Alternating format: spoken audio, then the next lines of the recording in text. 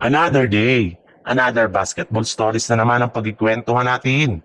At ngayon nga ang balitang tatlong bagong player na makukuha ng Los Angeles Lakers at ang balitang trade sa pagitan ng Golden State Warriors at Brooklyn Nets. Alam naman nga po ninyo na isa sa mga manlalaro na nasa listahan ng Lakers ay si Keon Ellis na kasalukuyang ipinang-o-offer na ngayon ng Sacramento Kings sa iba't ibang team. Kaya pagkakataon na nga ito ng Lakers upang makuha siya sa trade market gamit ang kanilang second-year player na si Dalton Kenick. Yes, balak nga na i-offer ng Lakers si Kenick bilang kapalit ni Ellis. Magagamit rin naman nga ng Kings si Kenick sa pag-rebuild ng kanilang lineup sa mga susunod na taon.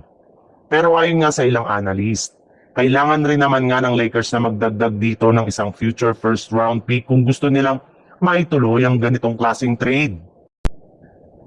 At base pa nga sa lumabas na balita, maaari nga daw na palakihin pa ng Lakers ang ganitong trade sa Sacramento Kings, kung saan posible nga na makuha pa nila dito sina Malik Monk, Keon Ellis at Devin Carter, gamit ang kanilang mga players na sina Gabe Vincent, Maxi Kleber, Dalton Kenick, Rui Hachimura, isang future first round pick at isang second round pick. Sa ibang balita naman, dahil nga sa pagkatalong muli ng Golden State Warriors kanina laban sa Atlanta Hawks, ay madami na nga ng padami ang mga fans at analyst ang kumbinsido ng hindi talaga sapat ang kanilang lineup para makakuha ng kampyonato ngayong season.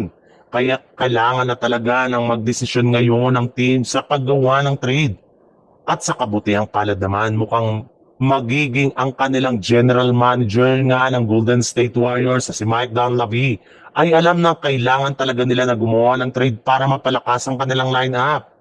In fact, ayon nga sa isang source, personal na nga daw itong nakipag-usap sa kupunan ng Brooklyn Nets para malaman kung papaano nila makukuha si Michael Porter Jr. sa isang trade.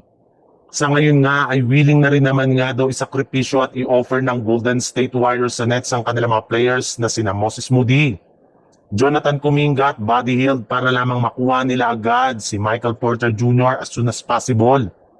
Para nga sa hindi nga nakakalam, maliban nga sa Golden State Warriors ay may ibang mga team ang interesado kay Porter. Kaya kailangan na talaga ni Mike Dunleavy na kumbinsin ng Nets sa isang trade.